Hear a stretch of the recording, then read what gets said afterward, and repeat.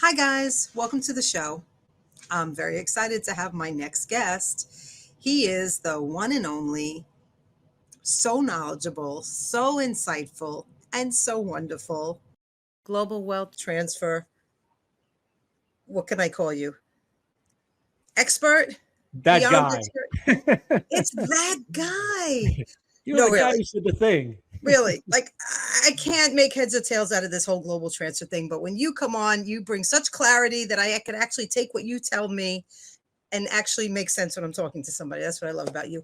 Welcome to the show, John. Great to see Thank you you. again. Likewise, my dear. I don't know how I can follow up that introduction, but I'll do my best. Thank you. Thank you so much. You can tell it wasn't scripted. No, not at all. Not at all. It's very I am extemporaneous of you. I am so unscripted. You know that. Yeah, it works. Yeah. So how was your Easter? It was very uneventful, thanks. Just very quiet. I think God gave me it rained a lot here in California over 2 days, so that kind of had something to do with it, which, we're getting record rainfalls here, which is very unusual, but, very welcome. Yeah. So I You're in just New took the York too. opportunity. Yeah, Yeah. yeah. Took the opportunity to rest and go to church, of course, and rest up because I'm going to have a very busy April in terms of activity and interviews and things like that, and including you. So I think God knew that. So it was kind of a nice pause. How about you? Oh, that's great. I had a wonderful Easter Resurrection Sunday. Yes. I had the house was filled, so we had the whole family, and the grandkids were here, and we do our annual Easter egg hunt because we Hmm. live next to a field, and so we did that. So it was great. Had a really, really, really good time. Yeah. Looked like you had fun from the picture. It looked nice. It's a great celebration.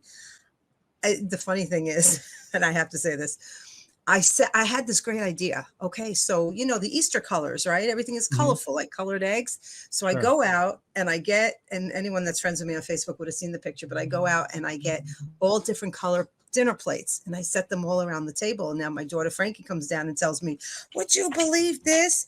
Biden is declaring or proclaiming, whatever the word is, that it's not Easter Sunday, that it's transgender Yeah. awareness day or whatever."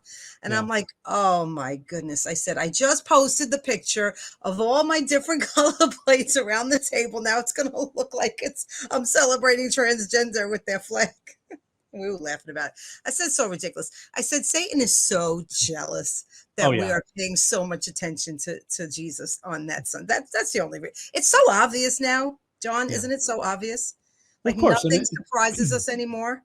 No, people know you well enough to know, Denise, that you wouldn't be celebrating anything to do with that. And the enemy can only copycat. He's got a one trick playbook and that's it. But Yeah. what you're talking about, Denise, is actually a very deceptively complex notion because I know a lot of people in my camp that got not so much the team, but friends, family members, what have you, got very upset and up in arms about it.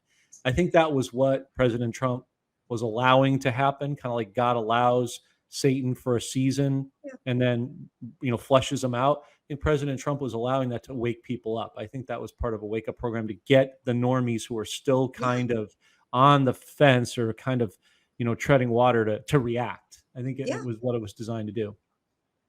Because it's a sacred day. And you know what? Mhm. Even if people aren't celebrating the resurrection part of the day, it's still a day where they celebrate, Easter. Right. And they have family time and maybe they do egg hunts, and to take that away and now the White House is doing an Easter egg hunt on Monday, the day after. Why Yeah. didn't they celebrate transgenders on Monday? Okay. So Right. I told my kids, I said, Satan, you can see Satan is just so jealous that everyone is focused on God. And that's the only reason. Look, whether you're a believer or not, right? I don't know too many people who like to have, propaganda or inculcation shoved down their throats. People, like most people, just want to live and let live. They just want to kind of do their thing, stay in their Hmm. space, Hmm. and just have their own little, belief system and their own traditions, whatnot.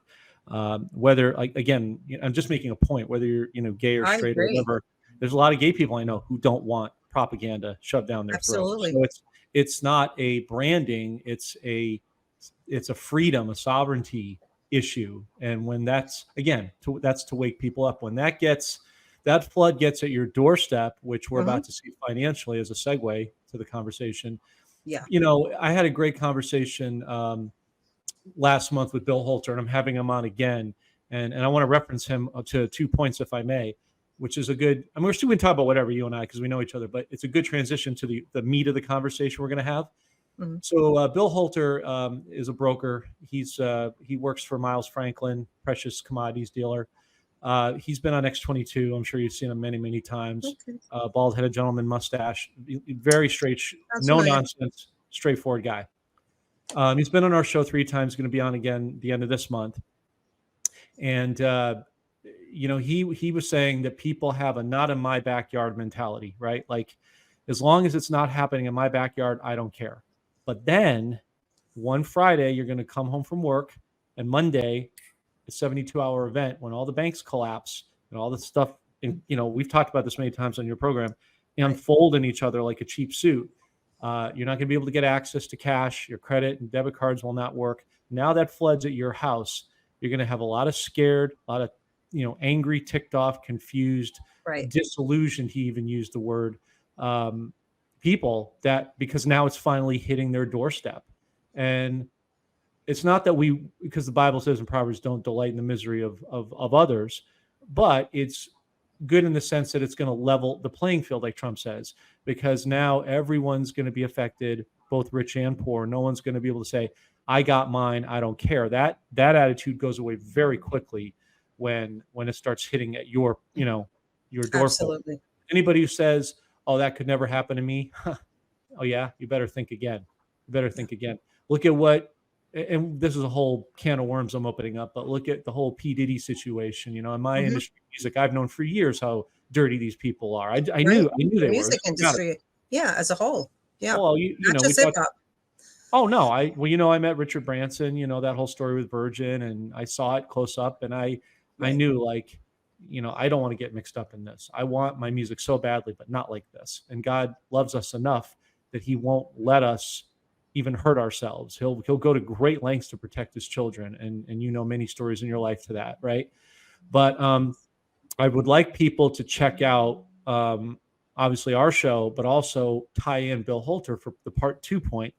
He was on, speaking of Resurrection Sunday, I got on my feed that Dave X22 had a spotlight, and it's very unusual for him to have a spotlight on a Sunday. You know, he usually does them like on a Thursday, a Friday morning, even a Saturday morning, but not a Sunday. So that was unusual. And it was Bill Holter meeting with him, and obviously I've gotten to know Bill quite well, and he's a brilliant guy. I mean, he's honest. You know, like whether you like what he's saying or not, he's real. And at the 27-minute and roughly 49-second mark, Dave starts to talk to him about the failing economy. Now, I've been waiting for somebody at the level of Dave for years to say this phrase. And you know, like most people can use the analogy of their favorite movie or their favorite sports team, and they're yelling at the screen because they're so wrapped up in the moment. You get caught up in the emotional moment. You know, the person or the team or whatever can't hear you, but you're still wrapped up into it. Everybody can relate to that. And in this movement, I was like, Dave, why don't you ever ask him about the global currency reset, the reset of all the foreign currencies? You never say that. You know, I've been waiting, Denise, for years for this moment. And at that moment, he sets it up, and I was not expecting it because he's never said it before. He goes, well, then our economies are going to fail globally. That means we're going to have to reset all the foreign currencies, right? And I was like, good enough. I fell off my chair. And Bill's like, yep, we're going to reset all the currencies based on natural assets. Gold, silver, copper, palladium, whatever you grow in the ground, rhodium, phosphorus. I was like, there it is. Copper, right. There it is, Denise. That was vindication for years of trying to, that was my 11-year thesis. And he said it. And I was just like, oh my goodness. So anyway. Yeah. Oh. And, you know, going back to what you were saying before, the banks, you know, we're going to go to an ATM machine, and the ATM machine is going to be disconnected. They're going to be off the grid, no power. You're not going to be able to get any money out. David Wilkerson had a prophecy about that. He didn't know how soon in the future it would be. He's not even here to see it happen, but he did have that word. I don't know if it was in the 70s or the 80s, that there's going to come a time where we would not be able to access our money and get our money out of the bank. Yep. Yep. Yep. I remember that. I wasn't there when he said it, but I watched the prophecy on YouTube, and yeah, it was very accurate. There's another prophet, Brandon, on the last days, bald-headed gentleman, really nice guy. He's in the South, and he's knocking it out of the park with accuracy as far as my Holy Spirit discernment can register. And he's talking about, God is giving us grace in this one last time to get on the boat, right? The Noah moment. And that we're going to have this amazing wealth transfer, but we're going to need to be obedient to do what God tells us to do. Now, that sounds like common sense, but you need to think about that for a minute. It's not as simplistic as you think, because a lot of people say, well, I have a humanitarian project, or I have this. That's fine. There's nothing wrong with that. But what I'm saying is, if God says, yeah, I know you have this humanitarian project, but what I want you to do is X, or I want you to go here. Will you be obedient to pivot to that instead of what you want to do? That's the thing that not everybody wants to hear. They want God to agree with them instead of them agreeing with God. And it's going to take collectively all of us working together to be obedient and just submit over what he tells us to do. And we don't need to worry about what someone else is doing. Just stay in your lane with where he has you and be obedient, and there will be rewards inside of that. Right. So now the month of April, I mean, we got Passover coming up. Also the eclipse. So everybody's talking about the eclipse. Yep. So I was looking at, okay, so what does the Bible say about an eclipse? So let me see if I could pull it up. So I just want to read a couple of scriptures, and then I want to ask your thoughts on these prophecies. Sure. I need my glasses for this, right? Okay, so Ezekiel 13:10, the stars of heaven and their constellations will not show their light. The rising sun will be darkened, and the moon will not give its light. Ezekiel 32:7, when I extinguish you, I will cover the heavens and darken their stars. I will cover the sun with a cloud, and the moon will not give its light. And then there's Isaiah 38:8, Joel 2:10, 2:31, and on, that talks basically about the darkening of the moon. So, and I hear that a lot of prophets are having words of what they believe, or what they believe God is telling them what is going to happen on April 8th. So what are your thoughts? Well, I mean, you hear it bantied about quite a bit, right? From what I've studied and who I've talked to that I trust, it's a Nineveh moment, because if you look at it, there's a look at a lot of the towns named Nineveh. There's maps, Denise, that run through the country, and they cross, and it looks like the cross of Christ, right? So I think that God is a message for America, a message for the world, but it's also a blood moon in Israel, which usually means heavy judgment. So there's going to be a lot of emphasis, I mean, in general throughout this year, but in particular the month of April, as it relates to Israel. Because like you said, they've got Passover coming on the 22nd. There's the connection with the red heifers. They haven't done that since the time of Christ, pointing that to, I think it's, what is it? North, it basically facing Jerusalem, facing the city, which has not happened in a long, long time. And this eclipse on Monday, as far as I can tell from what I've researched, we won't see it again for another, I think, 23 or 25 years, And if it's 23, it's interesting because that's a Cabal number, right? 23, 13, 33, the Cabal uses 3s and 6s all the time when you know how to decode it, which I don't, but other people do, and they're very good at it on our team, respectively. So anyway, all that is to say that I think it's a great time of repentance and judgment and a warning. I think we, as the body of Christ, really need to, whatever it is that we're working on, we got to get right with him. If I'm not singling anybody out. I'm just saying if there's a sin that you have that's chronic, get it dealt with. Don't let it linger. I mean, you should do that anyway, but I just think it's a call. I think it's a call to arms moment, and it's pretty significant. I mean, you look at the 8th, and then you have the 15th. You have Prime Minister Soudani from Iraq going to D.C. We don't really know who he's meeting with. I'm pretty sure it's not the Biden. So he's going to probably be meeting with some, Treasury and other officials. He's going to have a whole set of docs in hand, the HCL, the taxes and tariffs, the border. And that's incredibly important because how do you kill an enemy, right? You close the borders and you kill the drug, right? The drug is the dollar. So closing the border and then removing the currency auctions kills that dollar from coming through. If it doesn't have a port through a border, like the Iraq borders through all the other countries, as an inlet, so to speak, then you kill off the supply. So you got Sudani dealing with that. Then you got Passover. We just found out this morning on our team that Sudani's going to be busy this month in addition, because he's going to the World Economic Forum, which is obviously not the good guys, to make a proclamation, hopefully, that they're ready to come back on the international stage. He's going to have the UN's cooperation with Janine, who's the intermediary, as you know, in New York, over on 47th and 2nd there, where I used to live. Right. She's the intermediary between the UN and Iraq foreign relations. She's leaving sometime, I don't know the exact date. I think it's either mid-May or early June, but she's leaving in the near future. And she has been adamant that she wants this as her crowning achievement or legacy. So she's going to do everything she can to turn on the purchasing power to bring Iraq back in. So there's a lot packed into this month. Wow. That's exciting. Very much. The bridge, I know you have a presentation you want to share with the viewers, but one last question. Okay, the bridge, terrorist attack planned? It's another good one. That's another where there's a lot of different schools of thought, just like the Eclipse. It was definitely done on purpose, obviously. I mean, those guys are trained, to avoid that. Well, right. I mean, I was going to say, like, you pilot. You're hitting the pylon that tumbles the bridge. The captain of a ship is trained well on those ships. It's not his or her first rodeo. Right. So when do you drive directly into a pylon that detonates an entire bridge? And how fast they came out to say that it wasn't a terrorist attack without any investigating? Right. Well, yeah, exactly. My thought, Denise, when I pondered it was, and it is just my own speculation, what if, Q always talks about watch the water. And, some people in the know have talked about the financial black swan will be tied to a geopolitical event at sea.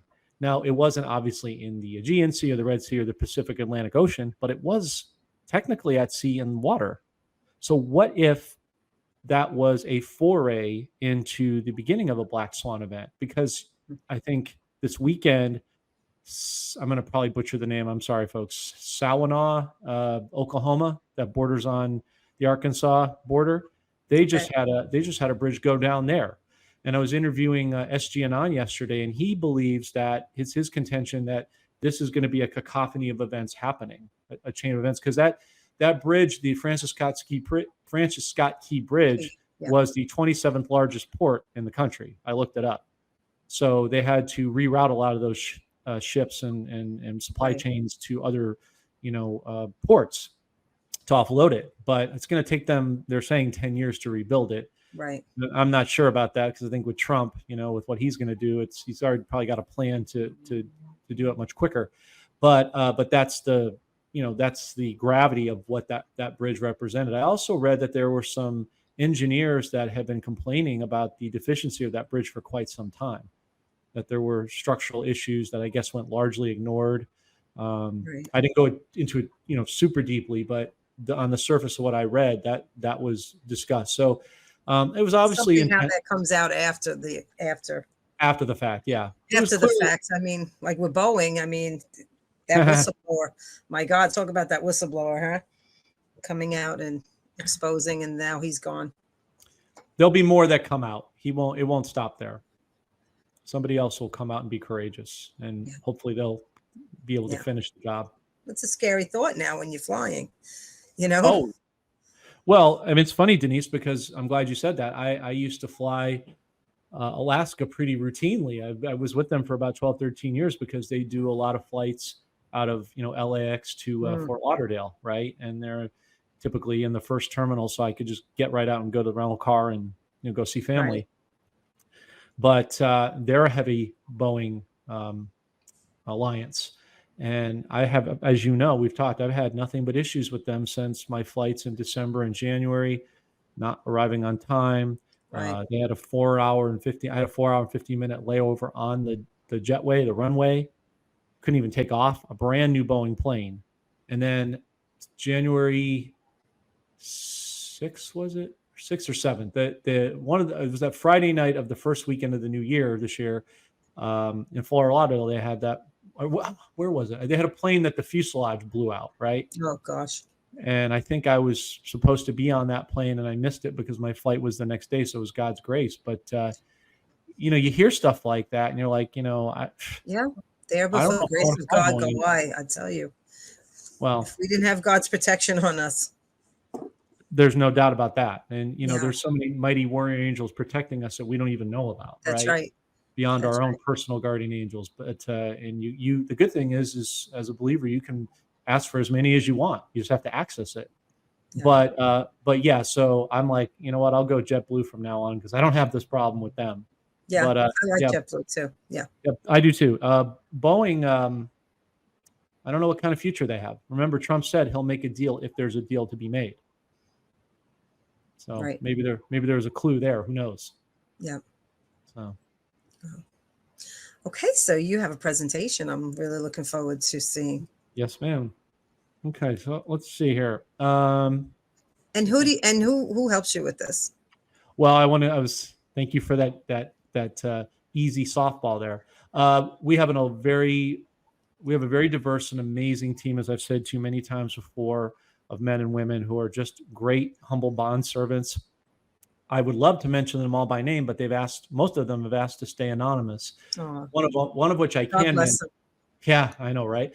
One of which I can mention is a great brother that I've been starting to have on my show routinely, and he's been a good friend for the last 7-8 years now. Joe Williams, and he's a true patriot. He's military, and a retired police officer in Houston. So shout out to Big Joe. Shout out to Joe. All right. Yeah, shout out to Joe. But my sister in Christ. Not the sleepy one. No, not that one. No, he's very, very, very awake. The wide awake one. and he's a real person. He's a living human. My sister in Christ, Judy J, who has awesome. We've worked together on these presentations for years, and she does a fabulous job.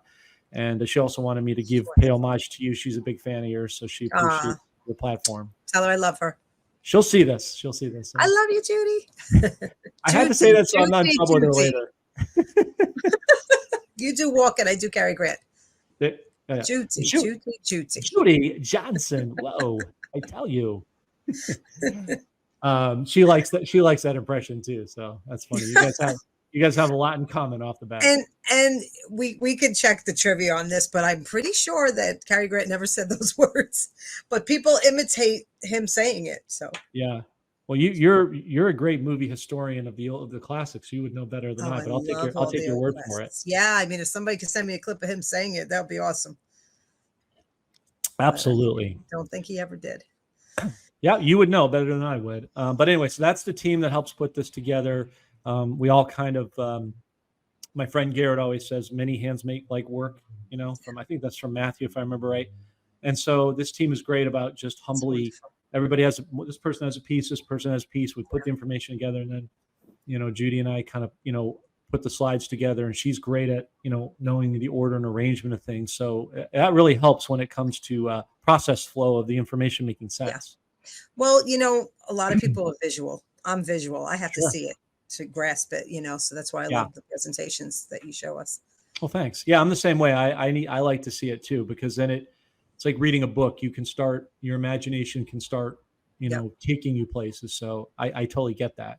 Yeah. Okay. Let me see if I can. Are you able to share it, or? I am going to. You could share your screen maybe as you go through it. Here we go. Let me see if this works here. Okay. Can you see that? I do. Okay. Just give me a second. Should see the whole screen. No. Okay.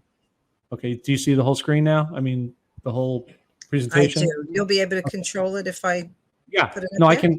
I can run it. It's cool. As long as you can see the whole screen, we're good. Okay. So. Yep.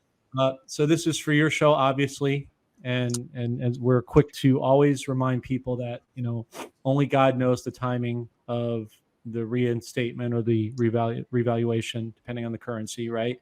But we're making tremendous signs of progress here. So this is what we're going to be talking about today, of order of topics, right? We talked about the Iraq. We're going to talk about the latest on Iraq, what's going on with Zimbabwe, silver news specifically, targeting that as that's the most popular and affordable metal that I think we've encouraged most people to get. Not financial advisors, not constituted as financial advice, but still at the same time, that is our very strong and humble recommendation. Gold and silver prices on the rise, world coin security, and them being kind of called out on the mat. What's going on with BRICS nations, China-Taiwan status, and of course the mass layoffs and exits of many CEOs and different verticals and industries. And I'm sure, Denise, there in New York, you've seen plenty of this take center stage. And then one of our members, Zach, and Veronica, put together 2 simple slides that we'll show you. It knocked me off my chair, and I'm sure a lot of people that did see it were blown away as well. Something that came out a few weeks ago we'll talk about. And then our normal wrap up. Sounds good. Okay, so we want to also acknowledge another great Patriot truther out there, Ariel. He's not on our team by any means, but I've talked to him a few times on True Social and X, and he's a super nice guy, and he's been very encouraging to us about continuing to fight the good fight, and he has definitely done his part, to say the least. So and if anybody wants on the presentation to see the information, we've put hyperlinks here. You can wind this back as much as you want and click on the links, excuse me, at your leisure, and you can verify it for yourself. You don't have to take our word for it. So as he's pointing out here, and I think everybody kind of knows it, but it's good clarification or confirmation, central banks are continuing to hoard gold over the US dollar, and it's at a faster and faster pace now. The move is led by the BRICS, which is a whole de-dollarization. It's an east-west reset, Denise, as we've said many, many times before. Gold is being amassed, a strategic asset against the dollar, and the global stage is filled with tension. So basically, you can see here, Iraq's central bank is regulating the dollar transaction. So what that means in simple parlance is that it's what we were talking about, Denise, a few minutes ago. Soudani is doing what he said he was going to do. He's working to complete the reforms, but now he's working with a body because the body wants to go partner alongside him because he has good influence still, believe it or not, with the citizens. And he's really working to galvanize their support as it relates to the elections. Some of the citizens are still reticent to, open up bank accounts because they haven't seen the dinar change its full value yet, which is completely understandable. But they're slowly engendering trust in the body's part of that process. So Soudani is working to do many, many things, get the oil and gas law signed. Erdogan is supposed to be coming this month at some point before he goes to the U.S. I think he's scheduled right now on the 14th to go. We're coming up next week on Eid al-Fitr, 9th to the 14th. They're celebrating it, which will be the official end of Ramadan. And then they can send him out to the U.S. He's supposed to have a dossier of documents, which include the HCL gas law, taxes and tariffs, the reforms, the border. And so, as I said earlier, there's 2 ways that you kill a drug. You kill the drug itself and the origin point to get in, right? So if you close off the borders, you keep it from getting into the country, which is the dollar in this case. And then you kill the dollar itself by killing the currency auctions. And they still haven't completed that yet, but they're waning it off bit by bit by bit. Not as fast as we obviously would like, but they are still doing it. And I think once he comes back from the U.S. with those documents in hand, where the U.S.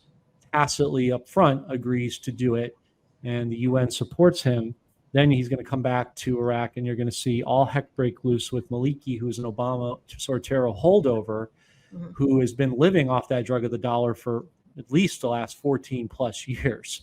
They're on a programmed rate, which is not supposed to last more than a year. So it's completely illegal and corrupt, not unlike what's going on here. They are killing ostensibly the middle class over in Iraq. That's what they're going to be doing here in the U.S. as well. Right. At some point here, you're going to see a delineation between the rich and the poor. So what we want to try to do here is help, your audience and God's people get on the side of the wealth so they can actually do kingdom change, right? Like we were talking about earlier.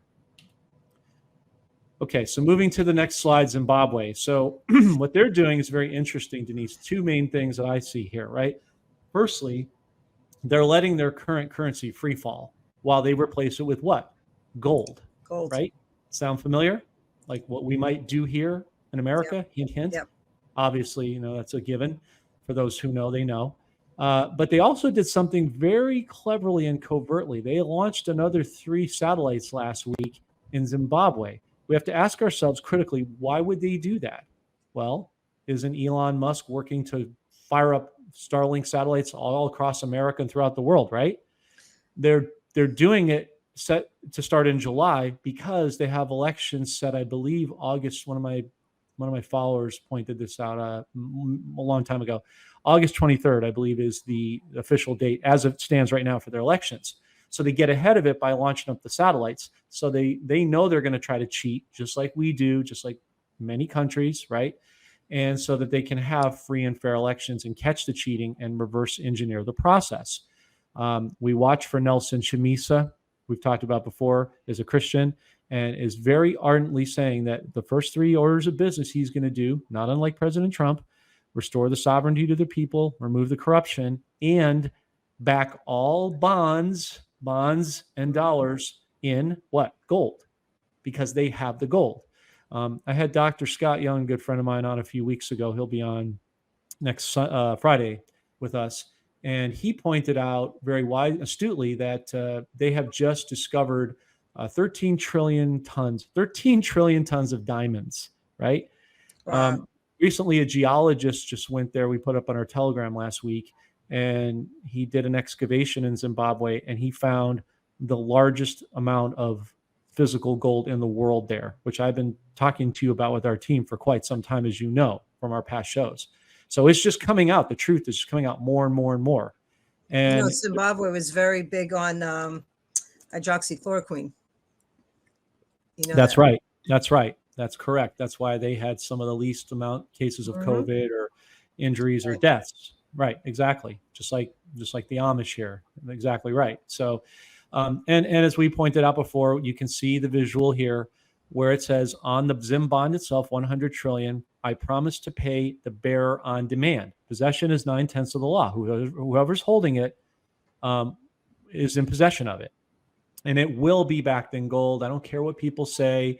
We've done our research time and time again that it will be pegged to the dollar and it will go to full value. So I'm just going to leave it at that. So whoever has that in their possession will be able to cash it in one day. That's correct. They'll be able to go to a Wells Fargo or a JP Morgan, any of the participating tier 1 banks. They will have a separate division within the bank that they can go to redeem them out. Now, I don't know. Obviously, we've never been here before, so I can't say to you it's going to be exactly like this. I know they'll be able to redeem it for full value, but whether they'll get it all in one shot or a managed payout, I couldn't tell you until we get to that point. What I can tell you is it's going to be backed in gold. It's totally legit. President Trump, if you remember, Denise, because I know you follow a lot of his details, back when he was he had a show, The Apprentice. You remember that? I used to watch it all the time.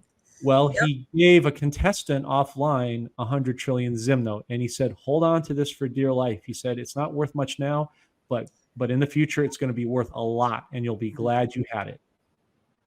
So to me, that speaks volumes. Oh, definitely. But you can see the articles here on Bloomberg. You can see the Sunday Mail Zimbabwe. So people can cross-reference the information for themselves. But, we're very transparent, our team. We're showing you. And I think those who took action, including yourself, will be very, very glad they did. Okay, so this is the aforementioned discussion we just had a minute ago. So you can see the article right here. South African-based Zimbabwean geologist makes groundbreaking discovery. See it, Denise? World's largest gold resource, valued at billions. Wow. That's what they've discovered. There's still a lot of gold beneath the ground that hasn't even been touched because there's so much corruption there, they haven't been able to get to it. That's going to change. That's going to change. So you can see the article right here. I'll hang on this for a minute so people can, screenshot it or just reference it, whatever they're going to do with it. But yeah, they've right here. He said historical mine waste from with water sand called tailings contains over 6 billion tons of material with significant gold content. That's just what this geologist found. That does not preclude all the other stuff they have not yet found. So they have the gold. They have a ton of it. You can't Wow. back your economy with it unless you have it. That's the whole point, Denise, going back to the banks of Basel III, right? And very simple, they try to make it all vague and nebulous. So they try to frustrate the average person so they won't pay attention. They'll give up. That's what we come in to do, is try to bring clarity. Simply put, Basel III is just a Swiss form of compliance. And all it means is that the banks that are still around are going to have to show their balance sheets that they actually have the gold and silver they say they have. It can't be paper gold, can't be paper silver, can't be debt derivatives that they make up numbers on a screen. Because that's worthless. Sorry? Because it's worthless. It's just Well, paper. Exactly. Right. Those who are holding gold and silver certificates aren't holding the asset. They're holding the debt. The banks or the lenders are the ones holding the real asset. So that's why we say if you don't touch it, you don't own it. Right. Similarly, that's why I said, paying to the bearer of note on demand. Who's holding the note? That's who's boss. Right. So that's your, no pun intended, or maybe so, golden ticket. But this is just further proof for those who are naysayers or who just refuse to believe. You can see this article pretty much debunks any myth that they don't have the gold or they're not going to back their currency in it. Don't you find it curious, Denise, timing that it's coming out now, months before all this stuff happens? Mm-hmm. Everything happens for a reason. So, yes. Okay. So moving forward, I think we made our point. Moving forward on silver, this is an interesting article, I think, that came out last week. So, March 25th. So Michael Oliver, the founder of MSA Research, it's an independent precious metals dealer. He has been a predictor and a pundit of precious metals for quite some time. What he found is that we have hit the $26 level for silver at least, what is it here? 6 times. Well, it just hit today again at this morning when I checked at 26.10 or 26.20. So this would be an additional time that it has come out. So it's either now at 6 or 7 times. Don't beat me up, folks, if I don't have the exact number right. But multiple times it's now going up. It's going up. And now it's gone up. Denise, remember I told you when we hit the magical number of 30, it's moved up to 40. Whoa. And it's been reported now that silver could easily hit $50 as its first peak. So it's moving up in multiples of 10. And it's our belief as a team that gold will easily be, no problem, in the multi-thousand. It's already now, I think today it was almost touching 2,300 last I checked. But we believe that gold and silver gold probably could hit 10 to 15,000 by the end of this year. And silver should be somewhere between $200 to $500. Because it's going to be the new, it's the new old economy. It's God's money. Haggai 2:8. Who knew? But he's predicting things correctly on stocks and bonds in major markets, and he looks to be right once again. And don't forget. Go ahead. I'm sorry. No, I just want to interject. Please. People that are listening, for those that can't afford to buy gold, everybody can afford to buy silver. It's cheap enough, You can get $20 worth, $50 worth, of silver, and hold on to it. That's just, it's definitely going up. And if you really want to make an issue about buying silver rounds, you can buy junk silver, which is 90% silver, and you should have that anyway, Denise. Like I asked Bill, I said, how much silver would you recommend as a financial advisor or as a metal specialist, somebody who's been doing this for 40 something years? I think he's qualified. I said, what would you tell the viewers they should have in terms of precious metals? He said, as a rule of thumb, I'm paraphrasing, but he said, as a rule of thumb, I recommend that every household have at least, now don't panic people when I say this. I'm not saying you have to have this. I'm just telling you what he's saying. He said, I recommend, if you can do it, that everybody $1,000 per member in your house for safekeeping. So if you can't do that, not a problem. If all you have is, $10 or, 15, whatever your situation is, just go and get junk silver. You should have it anyway. Quarters, nickels, dimes, that sort of thing. and Right. have it, because that's how you're going to be able to go in the very near future when not only the banks shut down, Denise, but think about what is everything tied to, Denise? What is everything tied to? Yeah. Gold? Well, yeah, in the new economy, but What do you mean? Currency? Oh, what are we in our talking current system, credit, which is debt, right? If you go to the grocery store and you just buy your groceries, you don't give it a second thought. But the truckers, the grocery store manager, the supply chain people, they work on what's called net terms, net 30. Like I'm sure in your job you have your payroll Right. people, net 30, Right. net 60, net Right. You 90. have 30 days to pay, 60 days to pay, 90 days to pay. Yeah, Right. that's a credit system. Everything Right. runs on credit and technology. When the banks go down on the grid, which yes, they will replace with Starlink, but there's going to be a little bit of a delay in between to make a point, right? Just like a stadium, right? Remember when they built for you guys Giant Stadium and they had the old one and the season ended and they start to demo the old Giant Stadium and they flick the lights on MetLife and Yes, off you MetLife. go. It's a transition period. Same thing. I'm using it as a visual analogy since we're doing this. So the banks are going to go down. The grocery stores, they're all on computerized systems. Those are going to go down. So you better have cash on hand in some fashion, to be able to pay for things for a period of time. Your gas, same deal. I It's have always good to keep cash in the house. We should all be a Fannie Willis and keep all. Sorry, I just had to throw that in there. Shameless plug, but absolutely. But I also recommend people have for gas, go to Home Depot or wherever you go, Lowe's, Walmart, get a 5-gallon gas tank and fill it up while you still can. How And long can you hold on to gas? Let me ask you that, because we were victims of Hurricane Sandy and there was a gas shortage. And so, after that, you tend to, get the jugs and store the gasoline, but I hear that after a certain amount of time, it's really not good anymore. Like, how long can you store gas? That's a good question. I've had mine for 3 years. I bought mine in September of 21. And you can still put it in the car? Yeah, put it in my garage. It's sealed in one of my garage storage units, and I check it from time to time. I stir it up, and it's fine. Okay. I've used a little bit of it, and I've had no problem. I don't know what the cutoff date on that is. I couldn't tell you.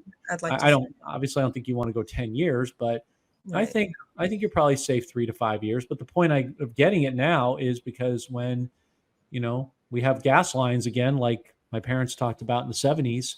Mm-hmm. You don't want to be stuck on that. You want to be able to have a reserve to get around, and then, just have cash to get gas, and you'll be able to barter with junk silver for food and clothes and gas for a period of time. So it's a backstop.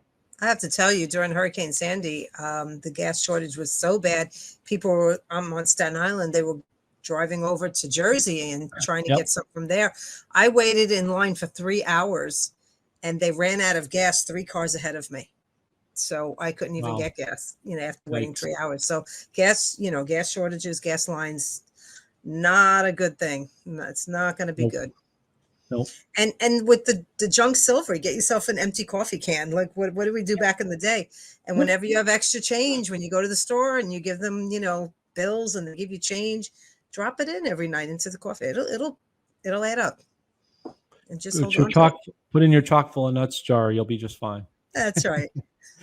my parents' old backstop for coffee back in the day. The yellow lid, yes. Yeah, the yellow lid. Yeah, we're getting off topic, but you remember the Sebastian Maniscalco with the Sanka? That was great. He was talking about my mother. Yeah, he was talking about most of our mothers, right? Yeah, my grandmother used to invite all of her friends over, and that Entenmann's coffee cake. I'm like, how did he know that? Like, that's crazy. It was like almost every household was like that. Yeah. When I compare notes with my friends, we all kind of had like a similar childhood in our homes. It was very similar. Well, I'd like to see us go back, Denise, to a country where we could start to connect again like that. I think we're going to need each other again in that same fashion. Yeah. Where neighbors actually cared about each other, right? And looked out for one another. Yeah. Exactly. Left their doors open and helped each other and shared. And we need to go back to that. Absolutely. All the pride's going to get eviscerated because it's going to level the playing field for people, and they it won't be this, I got mine, good luck to you. That ego is just going to go out the window. And in that sense, it's a really good thing. Okay, so that's the silver portion. So now we'll speed ahead to the next one. As you can see, obviously, talking about what we mentioned before, gold and silver rising. You can see it. As I said today, I think gold went up today about $37 or something like that. So it's making pretty sizable moves. It's not, a buck here, $2 here. It's making more and more aggressive moves because the central banks are buying it like crazy for the reasons we talked about with Basel III compliance.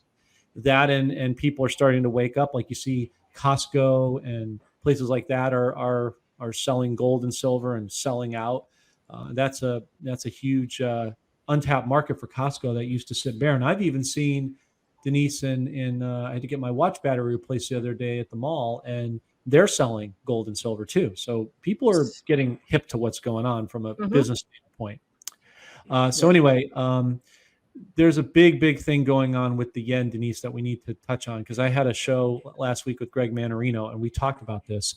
And it's funny, the day after our podcast, it came out on Gold Telegraph that the Japanese yen was at an all-time 34-year low against the dollar, which is already tanking anyway, because they're dumping our treasury bonds off the ship like the Boston Tea Party. Wow. So they're in a lot of trouble. And China has significant leverage, not unlike other countries, on Japan, monies they've loaned them, and they want to make good on that. So it's our contention. I know people disagree. That's fine. But our humble opinion is that we believe, when I say we, the team, that there's a very high degree of probability that Japan will be joining the BRICS sometime this year, because they're going to have to get out of all this debt, and they're going to have to realign and restructure and reset their currency, which is crazy because you're talking about a country that, 40 years ago was the head of manufacturing. It was the big king as far as, the top currencies in the world, along with the British pound and the Mexican peso. You couldn't go into a bank without seeing them prominently displayed on the screen. So to see them fall like this is really, when you see that happen, that the economy is about to free fall. So that might be something for your viewers to kind of keep in mind. Is that because they were in a lot of debt? They're in a lot of debt, and they also bought up a lot of our treasury bonds. They bought a lot of our junk bonds and debt. They accrued a lot of our debt, and they're kind of sitting there with a hot potato now, trying to get rid of it. Okay. And they're not the only country. I mean, they're just one that I've really keyed in on, because I'm really watching things go historically unwinding in the opposite direction, right? As you can see here, the silver 50-year price chart, a very bullish reversal. It's just, we talked about this before many times, Denise, on your show, that, silver is the linchpin for manufacturing, right? It's in virtually everything we use, and even colloidal silver that you can consume as part of your immune system buildup, right? There's different types of silver for that as well. I'm just using that as the most commonly referenced type of, physical or consumable silver. But it's, it's in the chips on our cars. It's on the watches that people wear. It's your iPads, it's iPhones. Right. iPhones, everything. It's solar panels, by the way, have 2 ounces of silver per solar panel.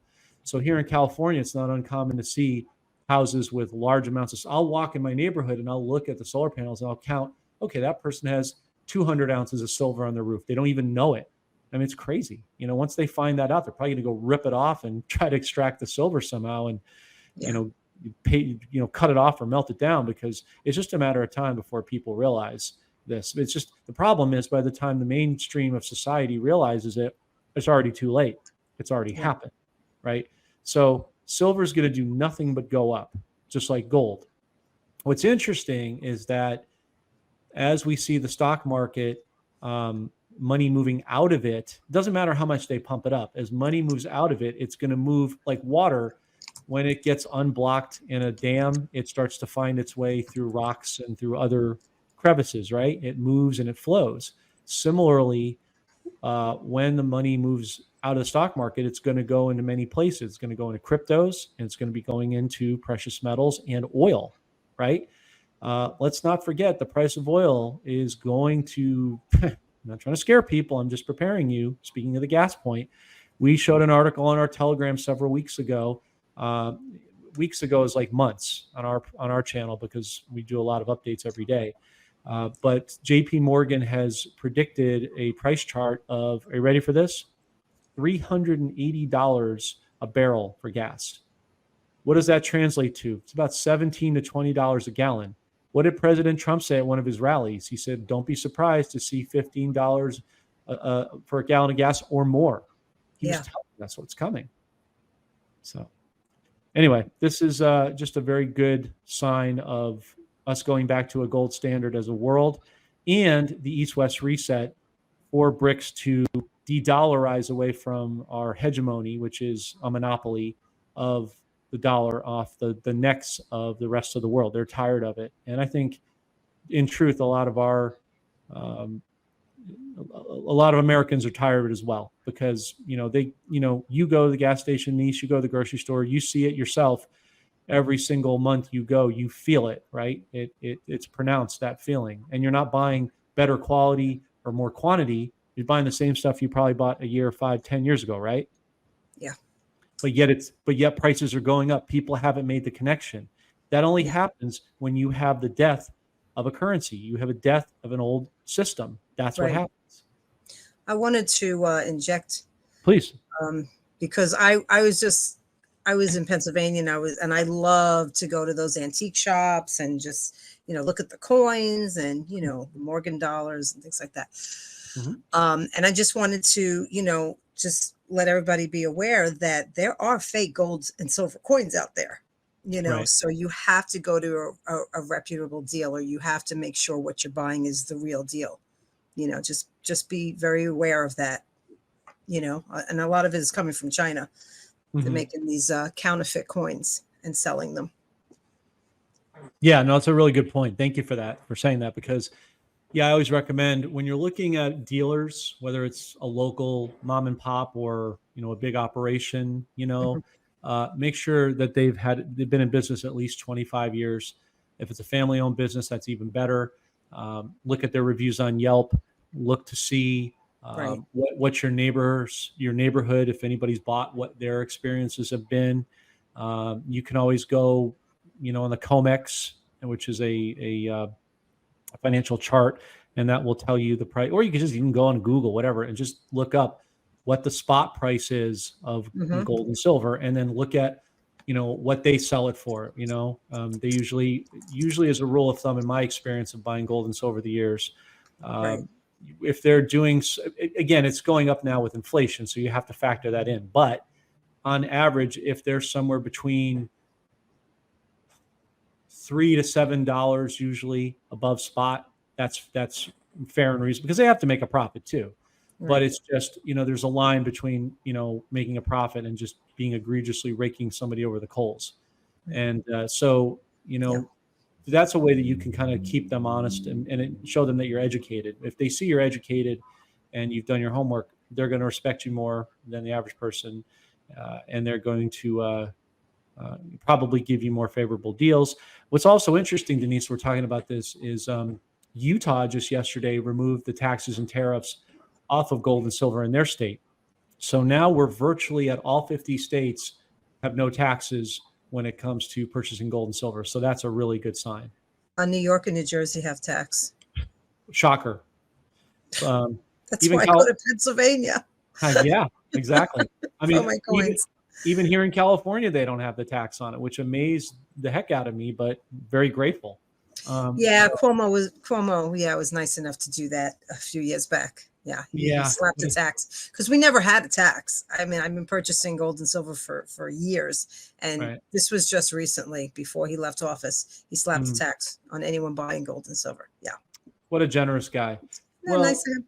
Yeah, what a benevolent soldier. And the silver, I just wanted to let everybody know, you can use a magnet to tell if it's fake or not. Because if you take a magnet and it picks up, it tracks to the coin, that means there are other metals in it. Mm-hmm. So that's one way to tell that it's not real silver. Good point. Very, very good point. Yep, that's true. Thank you for that. Because I lived in New York for a while, and so poor New Yorkers, you got to go over to.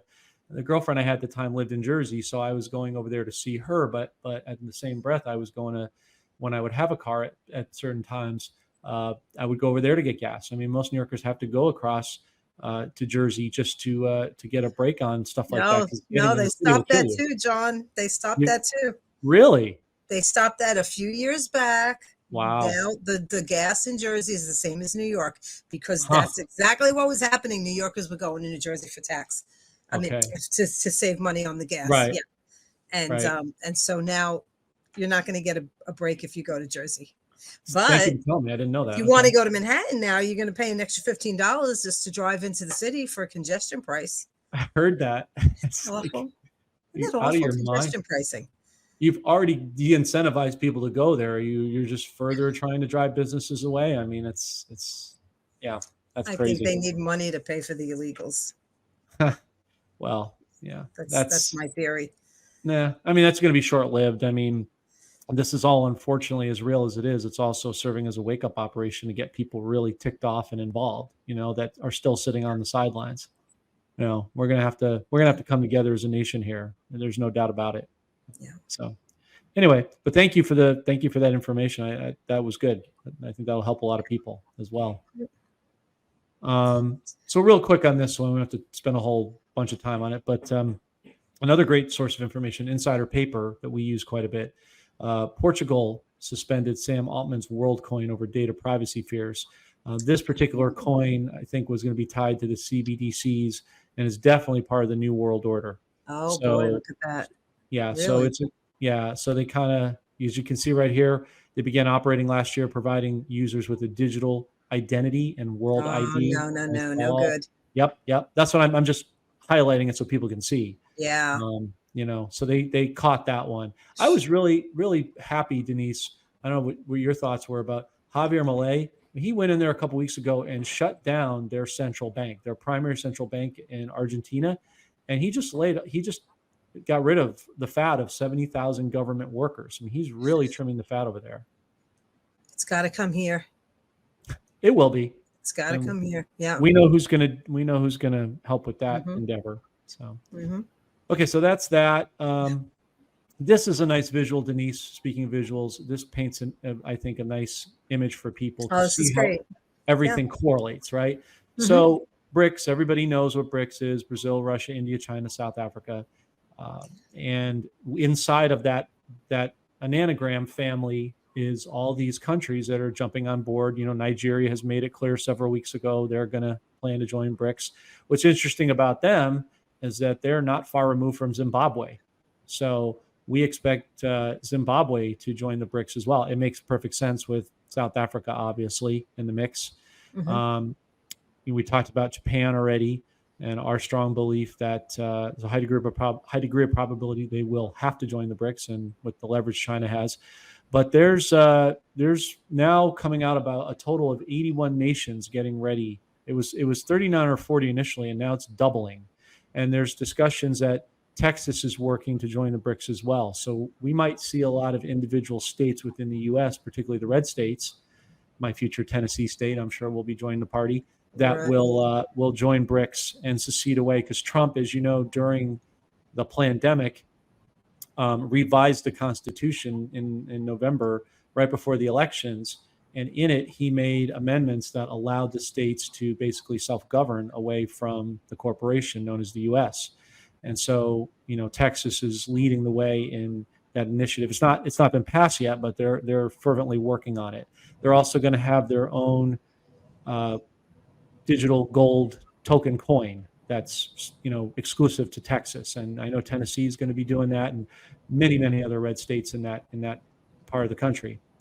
That's why I've always admired the South so much, and so you can see how everything kind of circulates from this slide. But it also goes to show, Denise, what we've been saying. It's an east-west reset. The wealth of the wicked is being laid up for the righteous.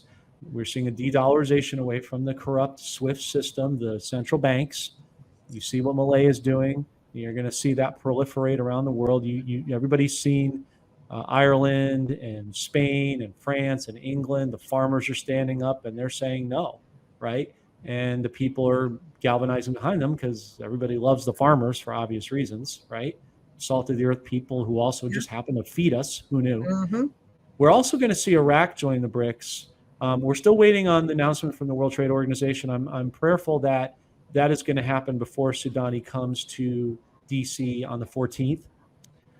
So because that will be an important step for them to make their declaration and come back on the international stage. Putin has already invited Iraq to come back, to come to BRICS with the proviso that they reinstate their currency. So that was a very important disclaimer that he put out there prior to them coming. And I think that once Iraq does come back on the international stage and all that happens, you'll see them come on to the BRICS shortly thereafter. So everything is being timed and scripted for a certain effect.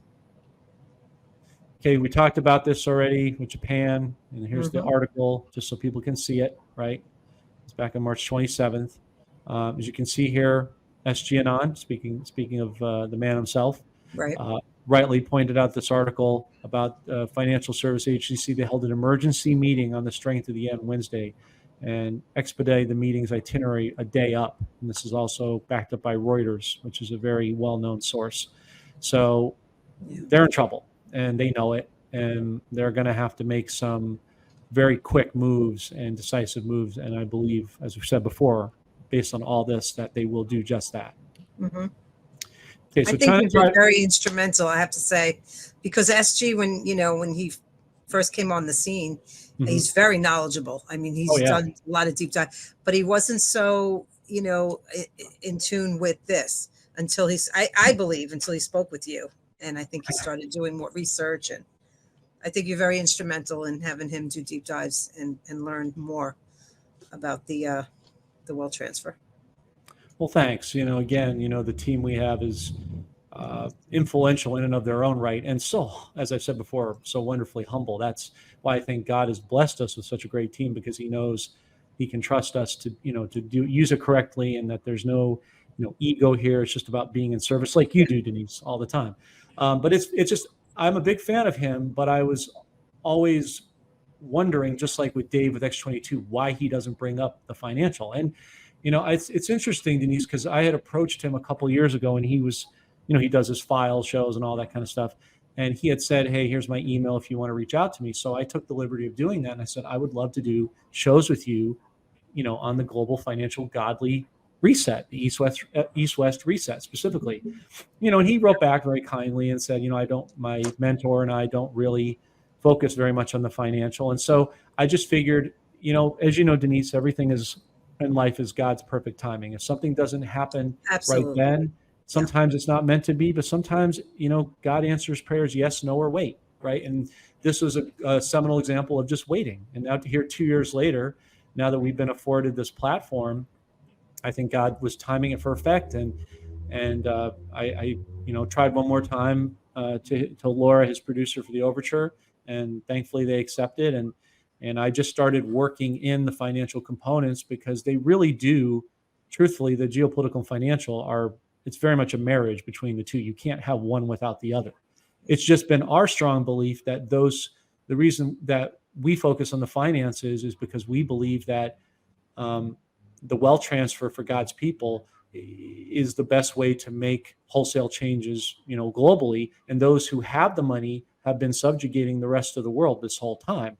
So when that power shift changes, again, from the wicked to the righteous, you will be able to, first of all, use the talents God made us to do. It wasn't to go to a day job and sit in front of a computer all day and just waste away, right? It's not why we're here. It's to pay bills of lading and die. Yeah. Every one of us, including you especially, has talents that have been shelved for quite a while. And that's not God's heart. He didn't give us to waste. If you don't believe that, go read Matthew 25. It's pretty clear what he did with the men with the 3 talents there. Right. But anyway, we have chosen to focus on the financial, because that is what will, in the immediacy of things, free up people to be able to use their talents, to be able to do kingdom projects, create humanitarian projects in their communities, in their states, whatever the case may be. And the cool thing is God allows us to have fun with this, and enjoy it, but also be obedient to what he's called us to do. Right. So I just really felt strongly that I had to keep trying with him on the financial front, because of the fact that geopolitical is so closely married to it. In fact, as I said to you in the past, some of the people that I was closely watching were their contention was that the financial was hinging on a geopolitical event at sea that would free up all these dollars to come back stateside from very wealthy countries. And there'll be a period where people will think like the 70s, oh, this is great. I'm making more money. My house is worth more, blah, blah, blah. And it's a very short-lived drug because that will quickly turn, Denise, to hyperinflation.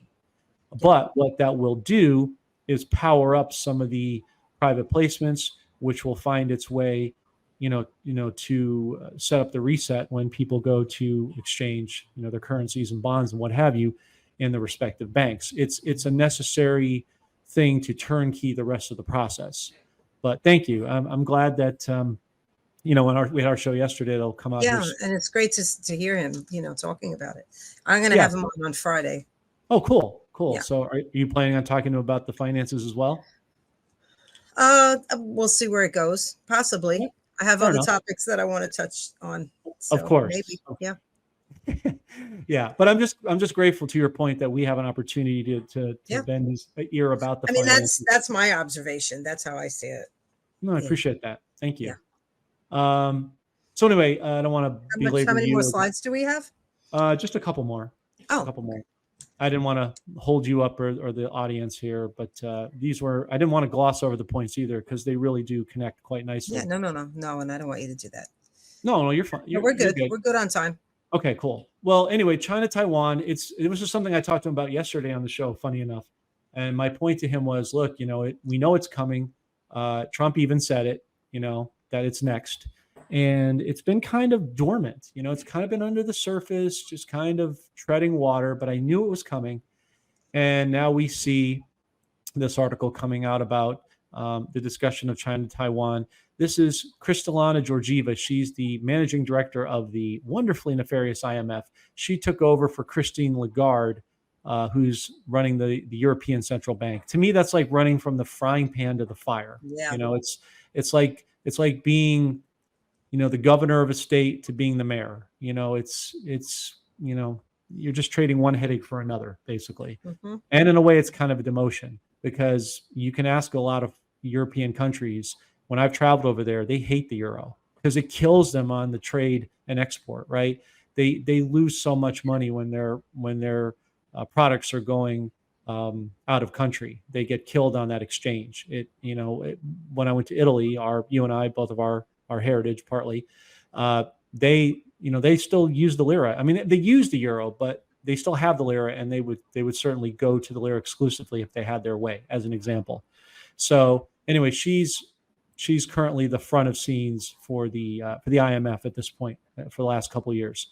And she's talking about 3% growth over the 2024 for the economy, which is it's not very good. She's trying to, pardon the term, she's trying to polish up a turd, basically, and make it look, put lipstick on a pig. It's probably a better way to put it. But you get the idea. But this is what got my attention right here. China, Taiwan. Taiwan admits U.S. troops are now stationed on islands off the coast of China. There's not going to be a World War III, but it's going to look that way, and they're going to take us to the brink to try to make a point, to get everybody on board as much as possible. Yeah. But what China, Taiwan really represents, it won't last very long. It's certainly going to last a lot quicker than this whole nonsensical Ukraine situation, right? Which we know is just a money grab and money laundering and many other horrible things. But this will be a much quicker image of war, we'll say, for lack of a better term. Anyway, what this is really about, folks, is about Vietnam. I've said it before. I'll say it again. This is going to free Vietnam up enough, not 100%, out of communism to break free. They have a ton of silver. They have Litecoin. They have oil. They have they have gold. They have a lot of precious metals, and they have a powerhouse workforce, right? For the better part of, I think, 12 to 13 years, they were leading the world's GDP for individual countries.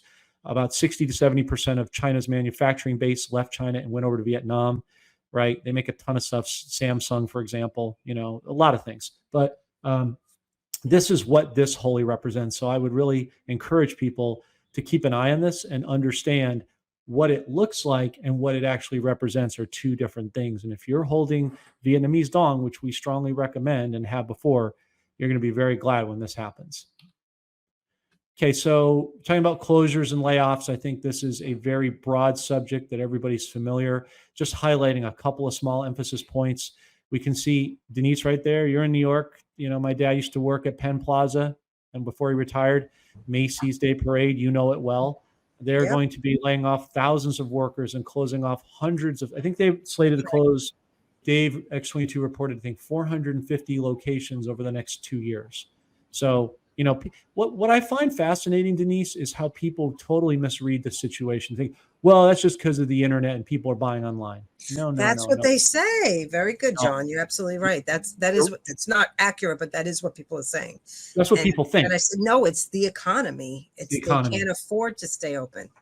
You're telling me that people wouldn't still want to go in and buy certain things like clothes and shoes. Tell that to the average woman that her, body style is changing. Let's say she's losing weight or she's toning up or whatever, and her dress size changes. She just want to go in there and see the new styles and try them out. You can't even go into a store to do that. What is it? I think, Denise, 52% of the retail market is catered towards women, right? Something like that. Oh, the retail market, yes. Yeah, it's probably more, but I'm just being conservative. I mean, it's a huge chunk. So tell that to the average woman that you're going to close down their favorite, clothing stores or shoe stores or chocolatier stores, whatever. It's like, yeah, that's not going to go over too well. So and you still have a whole generation of like the elderly that still go shopping that don't go online. They don't have a computer. They don't have a laptop. They don't go online to purchase anything. They go to a physical store, Correct. So it's definitely, I told my kids, I said, they're going to be calling the Dollar Tree the $1.75 tree. Well, they might as well just call it the $2 tree, because before you know, they're going to be raising the prices again. I mean, listen, we had 4 years under Orange Man Bad, 4 years under Sleepy Joe. Whoever that is. Yeah, exactly. We can compare. We can see how good we had it. Yeah. As opposed to now. So if people aren't waking up, then I don't know what's going on, because there's not one person that can tell me that they're doing financially better now than 4 years ago. Yeah. I mean, I don't even think that's except Biden. Biden says that the economy is great. It's the best economy we ever had. Everything's great. Just pay attention to the stock market. Don't pay attention to gold and silver. Don't worry about gas prices. Don't worry about the grocery store. Forget all that stuff. Don't worry about your taxes and all that. Yeah. Look, nothing to see here. It's like the Wizard of Oz, right? Pay no attention to the man behind the curtain. Yeah. If you go, and I'm not sponsored by them, but if you go to Artillery Tea Company, teaco.com, they actually show you, they have a list of all kinds of groceries. And under one column is Trump, and the other one is Biden. And when you check, it tells you how much it cost when he was president and how much it costs under Biden, and you can compare it, and you can see the huge difference in prices, how much everything has gone up. Yeah, absolutely. Thank you. That's a good resource. I'll definitely check that out. I think I've seen that on a Telegram before, but it's good to go and revisit. It's artilleryteaco.com. Okay, I'm writing that down. Thank you. Okay. Speaking of Dollar Tree, good segue, Denise. $2 tree. Yeah, $2. $2. Don't want to go too far there. I thought it was 1,000 stores, but they're saying 600. But I think it's somewhere between 600 and 1,000 stores they're going to be closing up. And the workers, from what I've heard, are very happy about it, because apparently the quality of life there is not very good. And apparently the research I've done, Denise, on some exposés show that when a Dollar Tree goes into a neighborhood, it tends to kill a lot of the mom and pop stores in that area. So I also think, Denise, as we see segueing to the new economy, we're going to see a new way of doing business, right? We're going to do bartering. We're going to have our online. We'll be doing bartering, but I also think we're going to see a resurgence of mom and pop stores again. And as we should, because there's a lot of people who want to start businesses, who have, family ideas and patents, and are passionate about, farming, or passionate about making jewelry or music equipment, whatever they're into. They're finally going to be able to do that. Praise God. So Yes, but I'm going to also debunk the myth that people's misassumption about, oh, well, the physical stores are going away because everything is online. Really? Well, how come we're seeing mass layoffs with Google, Netflix, Right. PayPal, eBay? How do you explain that? UPS laid You, off. right. Well, that's Well, they didn't lay them off, but they well, got no, rid of 12,000 jobs. right, Basically, people but UPS resigned. isn't solely online. They have a physical presence, as you know. So I mean, they going to door. Oh, But you're saying anyway, online stores, right? And I just want to say something about Dollar Tree. please. As someone that shops there, you're not always getting a bargain. So sometimes you're actually paying more for something in Dollar Tree than you would in a supermarket. So Hmm. people have to like really look at the prices and compare. It's an interesting point. I hadn't Especially thought the about that. food section, like in the back. Usually, when Mhm. you go into a Dollar Tree, they have like refrigerator freezers in the back. And so you're just assuming because you're a Dollar Tree that everything is cheaper than the supermarket, and that is not true. Because they have items back there that are $5, $6, $7, and you can get it Mm. much cheaper in say ShopRite. Yeah. Okay. Good to know. Thank you. I didn't. It's been years since I've been there, truthfully, so I Yeah. haven't But had a yeah, chance to for, really. for the listeners, if you do shop there, just Yeah. No. compare That's the valuable prices. information. Yeah. No, absolutely. Compare, and that's valuable information. Thank you. So anyway, so you're seeing all that. Boeing CEO. We talked about Boeing. He stepped down. Now, I can't get into it on this show, but next week we are interviewing someone who currently works for them. That's a subject matter expert, and we're going to have to disguise this person for the obvious reasons. And they informed me that they have brought in a woke female CEO, which will ultimately lead to this company's demise. So it's going to affect them greatly in a very negative way. So that's something else to watch as well.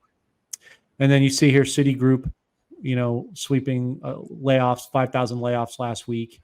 The banks or branches are closing up left and right. Last week there were, I think, 18 branches. Wells Fargo led the way with 8. I know in my neighborhood, I'm near a main hub, but there were a lot of satellite branches that got closed up because they're not going to become wealth advisory centers. That's why, Denise, if we talked about this a while ago, for you, Citibank in the city, right? You can tell the banks that the branches are going to make it and the ones that aren't, and the ones that are going to be the ones that are wealth advisory centers or wealth management centers. They're catering to people like us who have the currencies and the bonds, because they're going to make a 1% basis point per transaction, which equates to about 100,000 per transaction. This is what's going to keep that in Basel III. Transparency is what's going to keep the banks that stay alive, whoever that's going to be. So there you go. So anyway, just thought we would put a nice bow on that. This is the one. I think this is a really cool thing. I want to give. I see Vanna? Yep. Who put Vanna in there? Judy? That's awesome. Judy put the slide in, but where it came from was actually my friend Zach Boyd, a fellow Patriot and one of our team members, Zach, who was at home. He doesn't watch the Tele-Live Vision. He had it on his background white noise, making dinner for his wife and kids. He happened to hear this phrase and grabbed his phone in time, rewound it back, and caught it. And so listen to this, folks. I'm going to prove right now that this was real. We heard people say, the haters, oh, it was AI generated. Really? Okay. Well, you could see it's a television and it's taken by phone. It's Zach's TV on his phone, but I'm going to take it a step further just to shut these knuckleheads up. Because they've always got something to say. They got a problem. Not my view. My viewers are not knuckleheads. Not you. No. Your people are great. I'm saying when viewers. I love my viewers, and I love mine as well. But unfortunately, we get a lot of haters and knuckleheads and trolls who just try to plant seeds of doubt because they're so threatened that we're over the target. And my viewers are smarter than that too. But it doesn't stop the haters from coming in. Anyway, so backing it up, Veronica Korn, another fellow de facto team member, such a wonderful lady. She makes these terrific crystals that I put in my home, and they help channel away the 5G energy and convert it into healing energy, which is really cool. Anyway, she found this. She researched it on Wheel of Fortune's website, and she pulled up the archivals, right, of the different game shows of that week. And these are the different rounds. And as you can see, round 3, exchanging currency. So clearly, the good March guys are 16th. putting That's out very awesome. obvious comms to let us know that this is coming into focus. That is awesome. So we, thanks to Zach and Veronica, we were able to break that first on our Telegram channel, and then I'm sure it circulated around virally. But they did a great job in catching it. So that's awesome, and thank them, because now I want a bucket of hot buttered popcorn. Get your popcorn. Get your popcorn ready to enjoy the show. Enjoy the show. Exactly. So this is really cool. This is a new thing that Judy just put in. Because we obviously try to make these presentations as current as possible, right? We do our best. For the longest time, people have been debunking the Sara Jasara, saying it's not real and blah, blah, blah, blah, blah. Well, here you go. Google, who's the bastion of honesty, wink, wink, because they're so upstanding. Executive Order 13849 from, oh, no, I'm sorry. That's for something else. My bad. But no, actually, wait a minute. I got that right. I'm sorry. I was reading it too quickly. Executive Order 13849, as a result of researching keywords in the Sara Jasara, executive order authorizing the implementation of certain sanctions set forth in countering America's adversaries through Sanctions Act. This has been verified today. And this Google, basically what it means is Google is admitting that Sara Jasara is in fact real.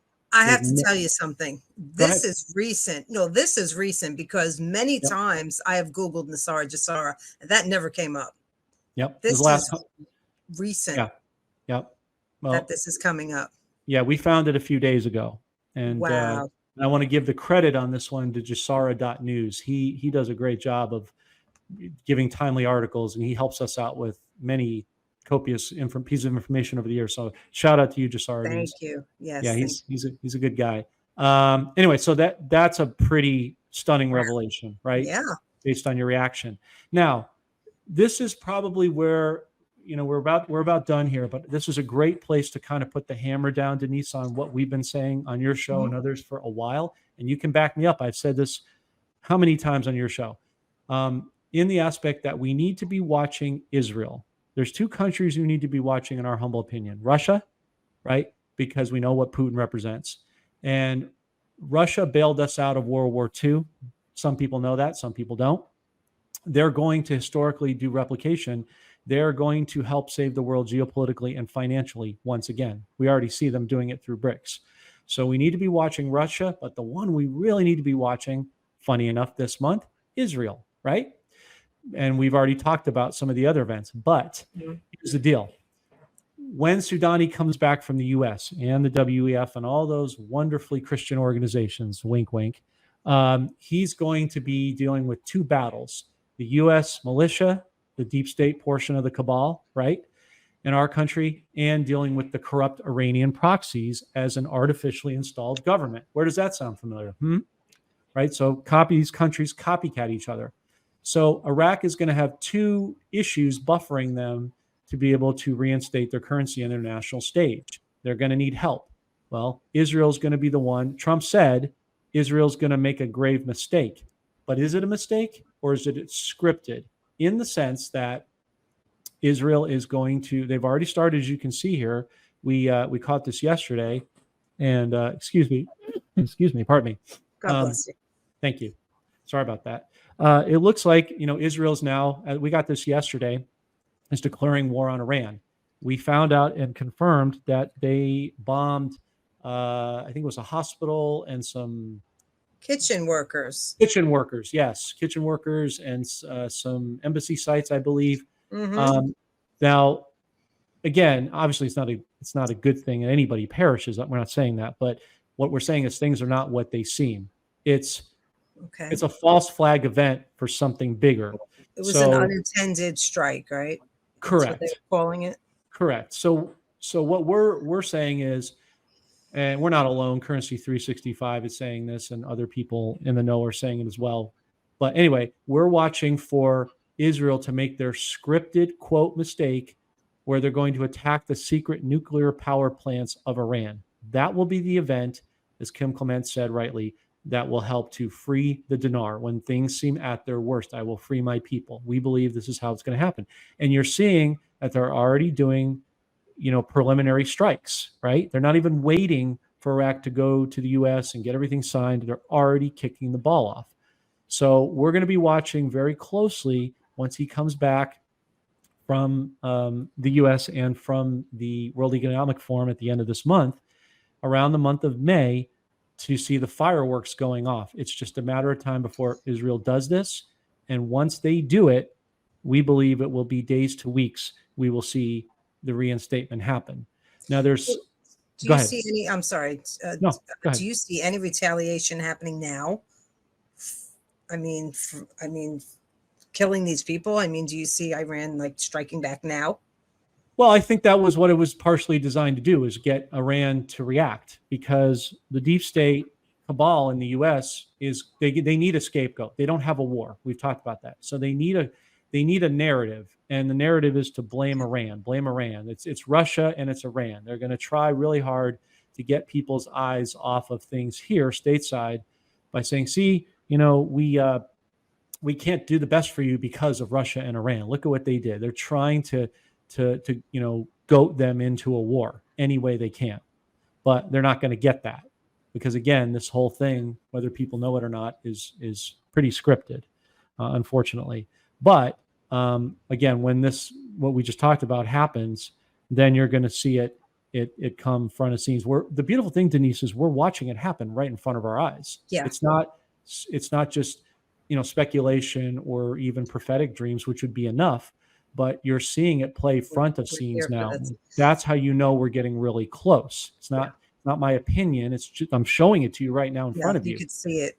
Yeah. Now, I have one more thought on this, but I'm going to save it when I stop the share, because I want to look you eyeball to eyeball with your audience on this. Okay. Okay. So now we're at the end. We pray over America, obviously, as it is God's country.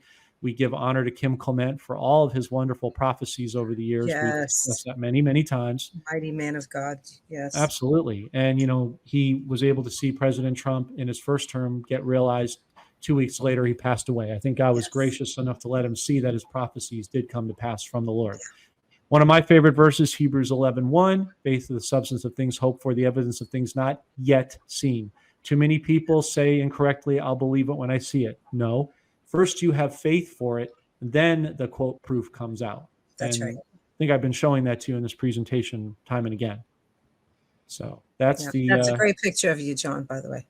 Oh, thanks. That was a great picture. Thanks. Well, that's very kind of you. But it was a good day. One of a few good days. But so that's the presentation. Thank you for being patient, folks. And that was wonderful. Denise. Thank you. I hope I didn't interrupt you too much. No, I didn't mean to interrupt you. I apologize. No. I didn't want to stop your flow, but yeah. No, you're great. It was good. I was good. Excited about everything you were talking about. Yeah. No, you made some really valid points that helped the overall tenor of the presentation. Here's the thing I want to say to your audience and you, eyeball to eyeball. This is very important. Okay, people, please pray over this and write this down. This might be the most important thing that we leave with today. So when Israel makes their grave mistake, right, with the power plants, U.S. deep state is going to be very upset, because they don't want this reset to happen, because they know it's going to get into the hands of God's people and spiritual people who are going to do, work to help other people, to love and serve God's people. They don't want that. I mean, that's why they've been hamstringing the dollar over the dinar, and every other nation for that matter. I think that should be fairly obvious to most everyone at this point. They're going to be really ticked off, and they're going to try everything they can to mess with us before. And these are not my words. Benny Wilson, the late great Benny Wilson, who was a very passionate man. He was a former banker. I had the opportunity to speak to Benny a couple of years back and connect with him during the pandemic. God rest his soul in peace. He worked very diligently in this community, whether you loved him or hated him. He was very passionate about this subject, and he rightly said, and I had a chance to tell him, hey, Benny, you were right about this, and thank you. They're going to try to stop our blessing before the RV, during the RV, and after the RV. We've talked about before, and obviously now we're going to talk about during and after, right? During the RV, they're going to be really ticked off, the U.S. deep state, that this actually happened, because they don't. It's like Hillary. She never thought she was going to lose. Like, they actually are so narcissistic. They think they're untouchable and impenetrable. Mm-hmm. Well, our cabal deep state's the same way. What am I getting at? When this happens, they're going to put sanctions on the dinar. That means they're going to try to block the banks from doing it. Now, everybody take a deep breath. Listen closely. When that happens, do not panic. Do not run out and call an 800 number or go to some of the scammers are going to come out of the woodwork, Denise, like you cannot believe. Oh, the banks aren't taking your currency? Don't worry. We will. Yeah. Call 1-800 pension. We'll take care of you. Yeah. You know, you're right. Yeah. Try to meet you in a backdoor hotel. And you're going to say, oh, great, you can do the exchange. You're going to give them your currency. Oh, can I do the exchange now? Oh, no, we have to take it back to our office. No. Hold your currency, folks. No. Do not get impatient and I'm talking to myself too. Do not get greedy. Do not get emotional. Do not get impatient. Do not get greedy. Because those sanctions will only last 1 to 3 weeks. Sudani, the prime minister, will come out, and he's in an election year too, by the way. He knows this. He'll come out and make a proclamation. Okay, the sanctions have been lifted. Now we can resume with the reinstatement of the dinar and the banks, because the banks aren't going to want to touch it during this time because they don't want to tick off the treasury, and that's where their bread has been buttered to this point. So stay as calm as you can. Do not react. You held on this long. Some of you have held on 10 years, 15 years, 20 years, 30 years. If you waited this long, just wait a little bit longer. Be patient as much as you can. I know everybody's tired. I know everybody wants this to end. I got it. Okay, I'm all with you. But we are only going to get one shot at this. We must do it correctly. So please, when those sanctions happen, don't freak out. Don't rush to try to game the system and I'm smart, I'm going to go around them. That's not going to, you're going to get taken. Just wait. Just be patient. I promise you, if you react impulsively, you'll wish you never knew about the dinar. If you don't believe me, go ask former lottery winners who've won hundreds of millions, who lost it all because they didn't. They'll tell you, I wish I never won this thing. I never had a lottery ticket. So just please, folks, please, when those sanctions happen, just let it, it's like a storm. A curse or a blessing. Well, let the storm pass over you. Right. And just wait. It will happen. And then, you'll be able to proceed. Let it be a blessing, not a curse. Correct. Okay. That's all I got. Good. Well, you'll be here and, you'll be here telling us, hey guys, all right. Encouraging us every step of the way. Thank you for that. My pleasure. Thank you for that. But I'm glad you brought that up because there will be a lot of people coming out with different messages saying, just make an appointment, come here, bring your currency with you. And you have to be careful. Like anything else, we have to watch out for scammers. 5 years ago, Denise, I got calls from people saying, hey, I'm not going to mention names, but this private placement guy said, if I don't do it through him, I won't be able to do it at all. I'm like, really? Oh, so he was the appointed one. Well, let's use some critical thinking, Denise, shall we? Let's back that up a bit. Good luck with that, because you're telling me that you're going to cut the banks out of this. And here's another thing, Denise, we need to think about. Folks, you're holding leverage. I just showed you with the Zim bonds, right? You're holding leverage with your currency. Has anybody considered this? I haven't heard anybody else say it, so I'll say it again for the cheap seats, right? For the folks in the back. You have leverage, not only with the currency, but let me ask you a question, Denise. So the banks are going to exchange it with us, right? We bought this from treasury-backed currency dealers, did we not? Yeah. So they sell us currency. What else do they do?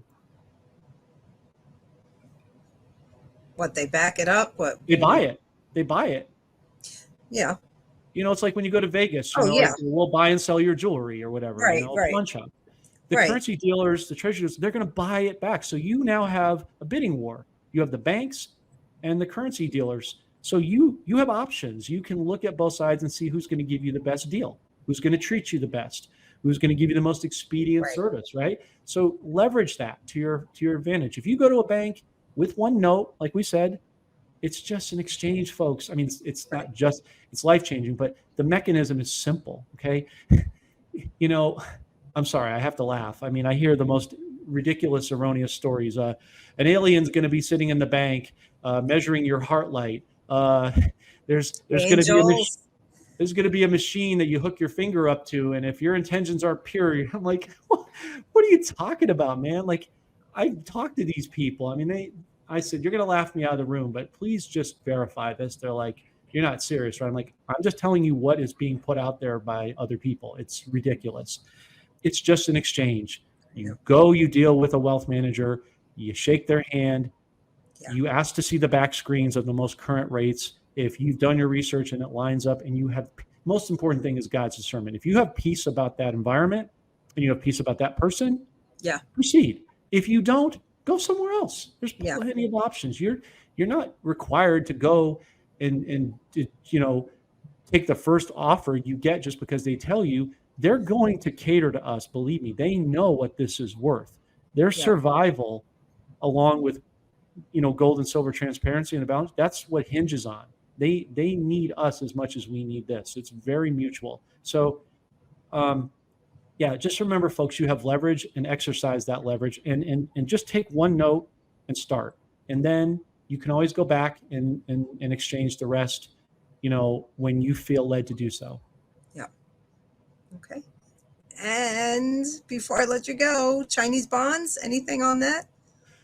Yes. Okay. So we talked about the Zim bonds. This is a tough subject. They are going to go. They are going to be highly backed. When I talked about the dollars that are going to flood back after all these events we discussed, will flood back stateside, that will in turn fund the Chinese bonds and the private placements that will mechanize them or redeem them. I have to be honest with you, and I don't like saying this. Please don't come at me in the comment section and shoot me. I'm just telling you the truth. As far as I know right now, the banks are not taking them. You have to have a paymaster or a treasury authorized paymaster to redeem them. So that's why I don't talk about it a lot, because I don't want to get people's hopes up and get them all teased about it. Because unless you have a way to do that, I don't know. There may be another way that's coming. I don't know about. But as I know right now, what I can see, that's the only way that we see it at present. Okay. Maybe we'll hear something else in the near future. Hopefully, yeah. Hopefully. It would be nice, because I would hate to see people miss out on that, because it's going to be really good. Okay. Well, John, thank you. Thank you for spending so much time with me and the viewers, and that wonderful presentation. Hats off to your team. God bless all of you for the information you're bringing forward, and giving everybody such insight so they can decide, do they want to be a part of this? Do they want to purchase any silver, any gold, currencies, foreign currencies? Now that they know, they have the option to decide what they want to do. So thank you for bringing all that information to us. Pleasure. And I always ask you to close us out in prayer, so I'm going to ask you to do that now. Sure. Thank you.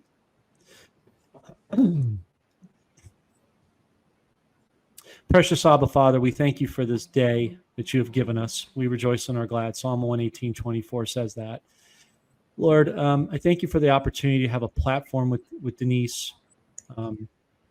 Two believers, imperfect by all means, but still willing to put ourselves out there for you.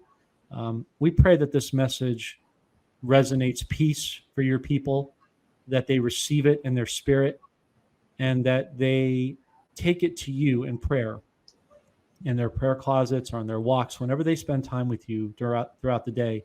They would ask you to show them if it is in fact true and approved. And I pray that you would speak to them individually, Lord, and show them through the Holy Spirit, which guides them to all truth.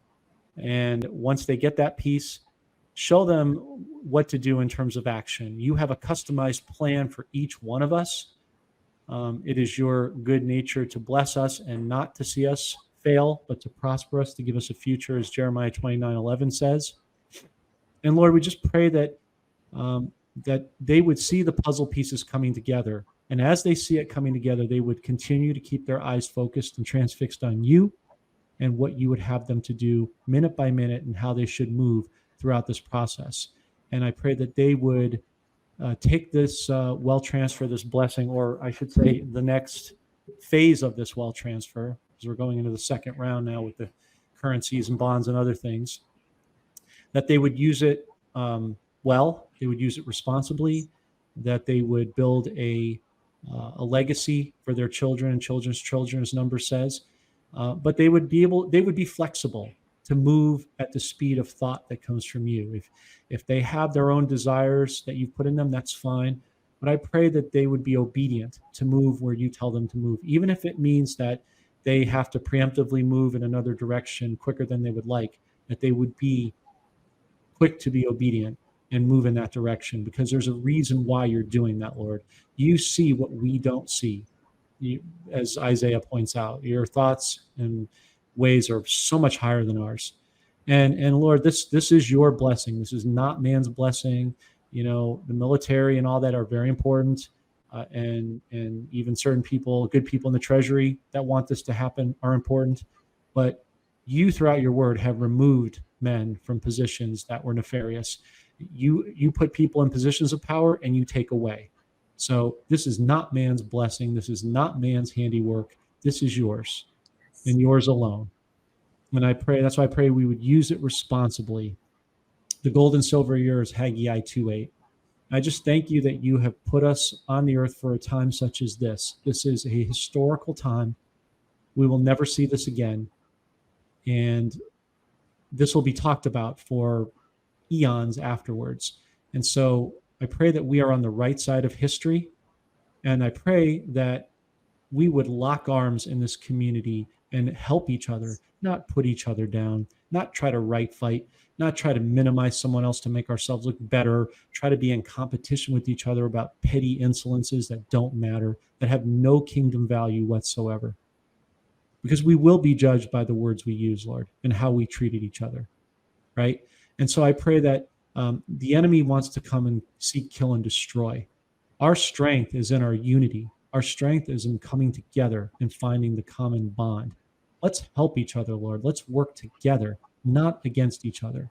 There's enough of that.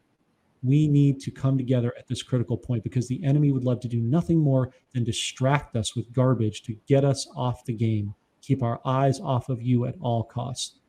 We can't help him out anymore, Lord. So we rebuke that evil. We rebuke distractions. We rebuke any delays of the wealth transfer that the enemy has in mind, Lord. And we pray that most of all, your will would be done and we would partner up with you, because it's the safest and greatest place to be. And we ask these things, Lord, in Yeshua's mighty name. Shalom, shalom, shalom. Amen. Amen and amen. And I just want to encourage people not to be afraid when it comes to investing. Don't say, I can't, I don't have the money. Listen, the Lord will provide, the Lord will open the doors, and he will give you the ability, even if it's just to purchase a small amount of silver. Mm-hmm. Don't let any kind of fear stop you from participating in this and reaping the blessings that the Lord has for you. Yeah, and just real quick, Denise, on the backs of what you just said, which is so important. We've discussed this in the past show. To those on a fixed income or of a more seasoned age or whatever, we understand. We hear where you're coming from, but what you speak is what Proverbs 23:6, as a man or woman speaks, so they become. So when you continue to say, I have lack, you're giving life to death. So That's right. Change your mindset, number one, to the best of your ability. Number two, you have talents. You have experience and wisdom that cannot be measured in money. Mm-hmm. That's wisdom that people need. What are you doing with it? Is it sitting on the shelf collecting dust? Are you helping younger generations who need your wisdom? Are you helping your neighbors? You have value, you have skills. I don't know. Some of you can bake. Some of you can knit. Some of you are good in construction. You can rebuild cars. You have talents. Other people need it. Use that and barter. Use the talents God gave you. Like Denise said, God will make a way. Use those talents to barter with friends and neighbors and family, and they can trade off with you in gold and silver, or maybe a note of currency or a bond, or maybe a combination thereof. But don't sit tacitly on the sidelines and just give in to defeat. You have inestimable worth and value. You just have to tap into it, and this is the time to do that. Absolutely. Absolutely. John, thank you again. My pleasure. Thank you again. And God bless you. And I just pray that, The Lord continues to use you. Thank you for being open to everything that he has you doing. If it wasn't for that, you wouldn't be, sharing all of this with us, and teaching us, because you are listening to the Lord, and you are being sensitive to his voice. So I just want to thank you for that. I appreciate that. Thank you. Thanks for the platform as well. All these years, you started it off. So if it wasn't for you, who knows where the momentum would have stopped at that point. So thanks for taking a chance. We appreciate it. Oh, thank you. God is good. All the time. All right. Until next time, we'll do it again, right? Okay. Definitely do it again. All right. All right. Thank you guys for watching. I love you and God bless you. God bless. Take care. Take care. Bye. Please share this video. And if you are interested in purchasing gold and silver, because it is going to continue to go up, so get it while you can afford it.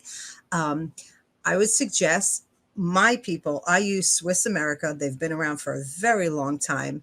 And I will put the phone number in the description below this video, and you can give them a call.